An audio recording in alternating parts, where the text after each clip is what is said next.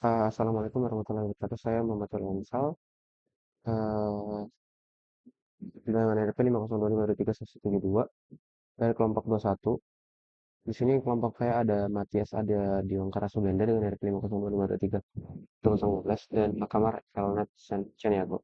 Nah, di sini saya mau mempresentasikan hasil kerja kelompok kami untuk tugas 4 pertemuan PPL. Dengan tugasnya itu resume eh, penelitian dengan judul implementasi aplikasi pembayaran SPP pada TK Al Hidayah Tangerang. Nah, resume ini berisi 2 poin yaitu metodologi dan hasil dari penelitian. Untuk resume metode penelitian, di sini ada 2 subpoin, yaitu ada teknik pengambilan data dan mode pengembangan sistem. Nah, untuk teknik pengambilan data itu ada 3 macam, yaitu pertama observasi, wawancara, dan studi pustaka. Observasi ini dilakukan dengan peneliti mendatangi langsung TK Al Hidayah dengan mengamati, mencatat, dan menginput data selama berada di TK Al Hidayah tersebut. Kemudian ada wawancara, itu peneliti melakukan wawancara dengan pimpinan TK Al Hidayah mengenai hal yang berkaitan dengan pembayaran SPP. Kemudian ada studi pustaka, yaitu peneliti melakukan research tentang topik yang sama, bukan hal yang sama, dari peneliti-peneliti sebelumnya, penelitian-penelitian sebelumnya. Kemudian ada subbagian model pengembangan sistem, yaitu ya, yaitu model yang digunakan oleh eh, dari penelitian ini. Nah, model pengembangan software yang digunakan dalam penelitian ini yaitu waterfall. Model waterfall merupakan proses pengembangan perangkat lunak yang berurutan yang alurnya mirip seperti air terjun. Nah, dalam model ini digunakan karena untuk mempermudah dalam melakukan pengembangan sistem yang harus melewati tahapan yang harus dilakukan. Itu dari Susilo 2018 citasinya. Nah, eh, ada beberapa tahapan dalam model waterfall ini. Ada 5 di sini. Pertama itu yang harus dilakukan adalah analisis kebutuhan software. Nah, hal-hal yang dibutuhkan dalam software dalam software yang dibangun ini ada beberapa yaitu data siswa, kemudian user untuk softwarenya, kemudian transaksi, maksudnya ya aplikasinya, terus transaksi, serta dokumen terkait pembayaran SPP. Ada pembagian user yaitu admin, pemimpin yayasan, dan bendahara. Kemudian ada desain. Eh, Desain ini mencakup database yang digunakan. Itu di sini dalam konteks net ini yaitu menggunakan database MySQL dengan tabel-tabel data transaksi, user, dan siswa. Kemudian ada diagram class, sequence, dan deployment untuk desain arsitektur software. Kemudian interface-nya itu ada form login, form user, dan form data siswa, dan form pembayaran dan lainnya. Kemudian untuk bahasa yang digunakan dalam pengembangan perangkat lunak ini, yaitu bahasa Java yang mengedepankan dengan pendekatan dari paradigma pemrograman berorientasi objek. Kemudian testing, metode testing yang digunakan itu menggunakan metode black box testing, yaitu untuk mengecek fungsionalitas program tanpa melihat struktur internal. Nah, kemudian lingkungan pembantu yang digunakan, yaitu untuk lingkungan pengembangannya itu seperti code editor dan sebagainya. Ini menggunakan software NetBeans IDE 8.1 dan XAMPP sebagai web server. Kemudian untuk dari segi hardware-nya itu menggunakan Intel Celeron N3060 dengan RAM 4 GB dan penyimpanan 1 terabyte. Kemudian peripheralnya ada keyboard, mouse, dan printer. Nah, untuk poin kedua yaitu hasil penelitian atau output dari penelitian sendiri. Di sini dibagi menjadi 3 poin, yaitu proses bisnis dalam sistem ketika sistem berjalan, kemudian analisis kebutuhan software, dan user interface yang disediakan oleh software. Di sini batasannya itu TK Hidayah masih menggunakan sistem manual dalam pembayaran SPP. Nah, tujuannya software ini ingin membantu supaya proses ini lebih disimplifikasi gitu. Lebih supaya lebih apa ya? Lebih dimudahkan dan lebih uh, precise gitu dalam uh, apa pembukuannya. Nah, tahapannya di sini orang tua datu menyerahkan kartu iuran, lalu bendahara mencatat di Excel dan kartu iuran. Bendahara juga membuat laporan transaksi untuk kepala sekolah. Nah, untuk diagram flow-nya seperti berikut. Sini bisa dilihat. Kemudian untuk poin kedua itu ada analisis kebutuhan software. Baru diperlukan agar bendahara tidak perlu perlu mencatat ulang data siswa dan transaksi secara manual. Pimpinan yayasan juga bisa mengelola software ini, data dan laporan. Bukan mengelola software, tapi mengelola data dan laporannya. Kemudian pada tutorial ini terdapat bagian use case diagram, activity diagram, desain, class diagram, sequence diagram, component diagram, deployment diagram, dan berikut ilustrasinya, salah satu ilustrasi dari activity diagramnya. Di sini ada, ya ini flow-nya. Terus kemudian yang terakhir itu ada user interface. Ini merupakan tampilan yang bisa diakses oleh usernya. Di sini ada menampilkan form login, menu utama, untuk user dan admin, form master siswa, master user, dan form transaksi. Nah, ini ilustrasi dari form loginnya. Sekian untuk presentasi tugas 4-nya. Untuk tugas 5 akan dilanjutkan oleh Matias India Diwangkara Suganda. Ya, untuk pertemuan kelima, eh, kami ada requirement yang untuk kebutuhan sistemnya, yaitu dimulai dari fungsionalitas pengguna. Fungsionalitas ini terdiri nanti ada melihat cuaca dari suatu lokasi, melihat statistik dari cuaca, dan prediksi cuaca untuk hari-hari ke depan. Ini merupakan fitur yang akan ada untuk aplikasi kami untuk para pengguna, untuk user. Dan di sini dia bisa mengetahui cuaca secara real time, terus dia bisa melihat misalnya cuaca rata-rata selama seminggu atau grafik perubahan suatu harian, juga meminta prediksi cuaca untuk hari ke depan juga bisa. Kemudian untuk fungsionalitas admin atau dukungan teknis itu ada tiga juga, melihat request pengguna, memonitor performa sistem, dan melakukan perbaikan. Nah, ini kita bisa lihat dari sisi admin, kita bisa melihat pertanyaan apa yang eh, sering masuk gitu. Terus kita bisa memonitor performa sistemnya juga, bisa melihat log aktivitas, memastikan API terintegrated, dan kita juga bisa melakukan perbaikan jika ada suatu error atau fault ya. Terus kita bisa melakukan penyimpanan data. Penyimpanan data ini ada data cuaca, eh, kayak history dan atau riwayat prediksi dari statistik cuaca, juga pengarsipan dan backup. Ini merupakan pengarsipan dan backup ini merupakan key point yang penting karena harus disimpan karena bisa terjadi secara berkala untuk terjadi error, dan untuk itu kita masih bisa mengasati dengan cara mengimport data yang sebelumnya telah di backup seperti itu. Kemudian aksesibilitas ada tiga juga. Untuk akses multiplatform ini juga kami ingin memudahkan agar aplikasi kami bisa diakses secara website, mobile, dan juga media sosial mungkin untuk integrasi chatbotnya. Kemudian juga eh, ini juga harus dibuat sederhana UI-nya, responsif, dan kemudian kami juga harus akses jaringan internal dan online sehingga dapat diakses melalui jaringan internal LAN untuk administrasi lokal sebagai tadi yang untuk fungsionalitas teknis tadi, juga bisa disimpan datanya melalui cloud gitu, dan juga bisa diakses secara online.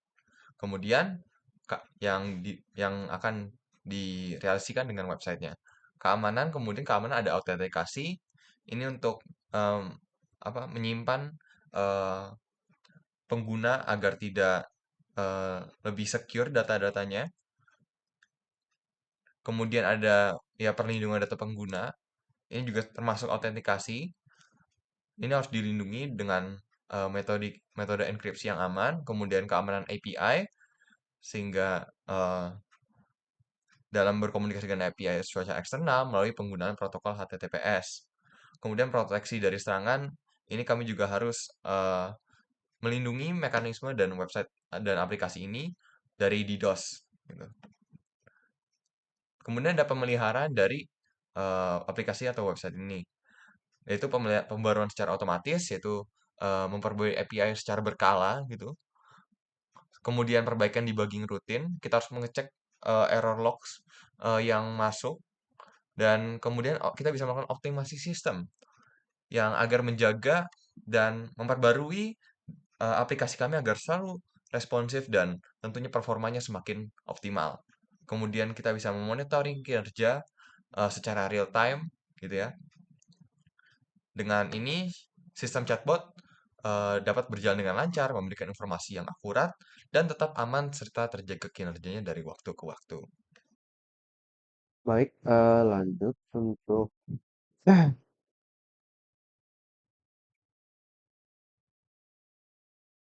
lanjut untuk tugas pertemuan enamnya. Di sini ada judul judul tugasnya itu prototipe dan membuat prototipe dan metodologi pengembangan proyek chatbot support system dengan topik cuaca menggunakan metode waterfall. Nah, chatbot ini dirancang untuk memberikan informasi tentang cuaca dan rekomendasi pakaian yang digunakan berdasarkan cuaca yang diberikan pada pengguna. Nah, eh, pertama untuk tahapan analisis kebutuhan. Di sini kita menganalisis kebutuhan dari softwarenya, kebutuhan yang akan dipenuhi oleh softwarenya gitu. Di sini kebutuhan fungsionalnya itu chatbot dapat memberikan informasi cuaca secara real time berdasarkan lokasi pengguna. Nah, lokasi pengguna ini ditentukan oleh penggunanya sendiri dengan mengetikkan informasi lokasinya gitu. Kemudian informasi yang diberikan berupa suhu dan kelembapan. Memberikan rekomendasi pakaian berdasarkan suhu dan kelembapan dan perakiraan cuaca yang diberikan sebelumnya. Kemudian ada kebutuhan non fungsional, itu ada respons cepat dan akurat, bisa diakses melalui berbagai platform, website, aplikasi mobile, dan chatbot di media sosial. Nah, karena ini berbasis website, jadinya untuk semua platform dapat mengaksesnya karena ya itu berbasis website. Terintegrasi dengan API cuaca eksternal. Nah, kebetulan di sini ada party yang menyediakan, bukan third party, tapi ada web yang menyediakan API untuk cuaca dari wilayah-wilayah di dunia gitu. Di sini kami menggunakan Weather API. Kemudian interface-nya sederhana dan ramah pengguna. Untuk bagian tahap kedua itu tahap desain sistem. Setelah kebutuhan analisis, sistem chatbot dirancang. Tahap ini mencakup desain arsitektur basis data. Dalam hal ini belum ditanamkan basis data karena kita membangun hanya mengetes gitu apakah fungsionalnya sudah bisa. Kemudian UI-nya di sini ada arsitektur sistem, ini front end, tampilan chatbot yang diakses pengguna di website atau aplikasi. Kemudian back end ini yang akan mengurus uh, apa request dari user. Terus API ini yaitu uh, apa ya akses atau apa ya API ya disebutnya API untuk mengirim request dari user itu ke suatu web yang menjadikan API-nya untuk mengirim kembali data suhu di tempat yang di request gitu, yang di query. Kemudian ada desain UI. Di sini chatbot berisi kolom percakapan dengan ikon pengguna dan chatbot. Chatbot menyediakan respon berupa informasi cuaca dan serta rekomendasi pakaian. Chatbot menyediakan tombol kirim untuk mengirim request cuaca di suatu tempat. Nah, misal contoh skenario percakapan. Di sini pengguna mengetikkan Surabaya. Nah, kemudian sebagai respon, chatbotnya mengirim informasi tentang cuaca di Surabaya. Misalnya in Surabaya, currently 27.9 degrees Celsius and feels like 29.3 degrees Celsius. With sunny, humidity is at 56%, 57%. The weather is pleasant, you can wear casual clothes. Gitu.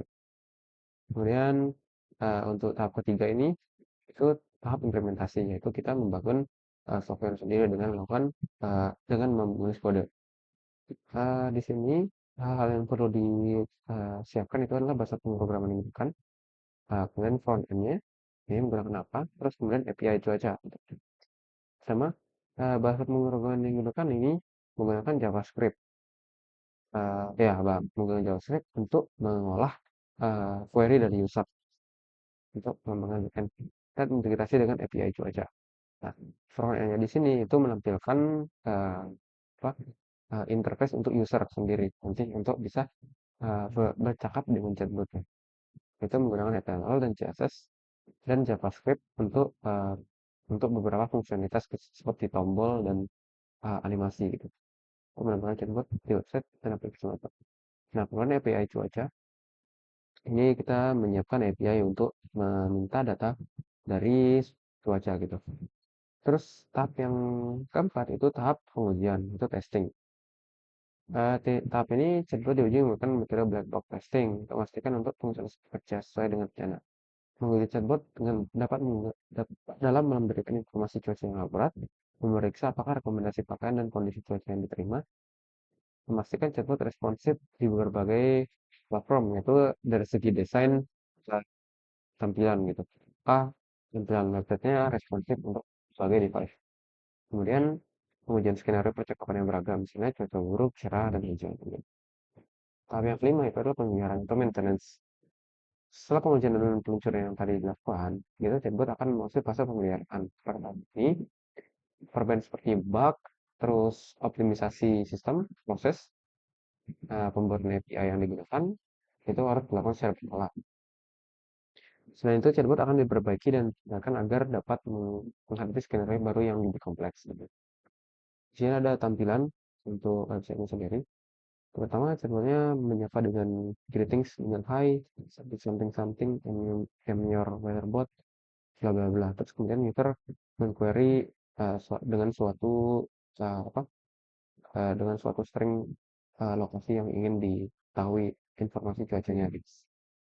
Nah, terus kemudian dalam responsnya, chatbotnya mengirimkan data cuaca dan rekomendasi pakaiannya.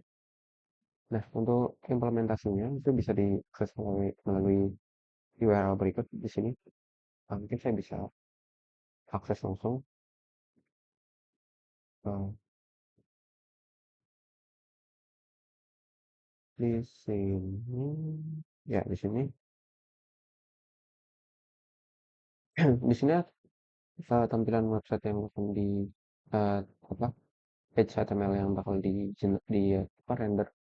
Kemudian script.js ini yang akan me- me- melayani request dari user. Kemudian untuk menampilkan beberapa elemen seperti elemen chatnya, terus di sini akan mengirim request stringnya, dan terakhir di sini untuk rekomendasi pakaiannya. Kemudian di sini untuk background dari website-nya. Kemudian di sini terakhir untuk styling dari HTML, page HTML. Terus misalnya kalau kita tampilkan di sini,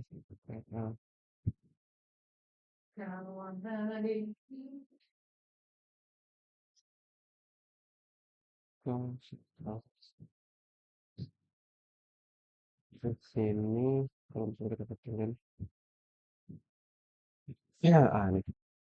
Misalnya kita mengquery Jakarta section, selanjutnya di Jakarta sekarang suhunya 30 derajat Celcius, terasa seperti 30 derajat Celcius dengan mist itu kabut, kemudian dengan kelembapan 62 derajat persen, nggak panas, pakai, pakaian yang ringan-ringan aja, terus, tetap terhydrated, eee, terhidrasi. Nah, kalau misalnya kita keluar misalnya Surabaya, jangan Surabaya deh, misalnya di kota New York. Di New York sekarang itu 8,9 derajat itu dingin, rasanya kayak 6,3 derajat Celcius, sebagian tawang, kemudian memiliki dingin, kemungkinan 5 derajat Celcius, 50%, dingin, pakai yang pakaian yang hangat dan stay cozy. Nah, gitu sih untuk cover yang kami buat untuk chapter ini. Sekian dari presentasi kelompok kami. Mohon maaf kalau misalnya ada kesalahan kata atau sebagainya. Assalamualaikum warahmatullahi wabarakatuh.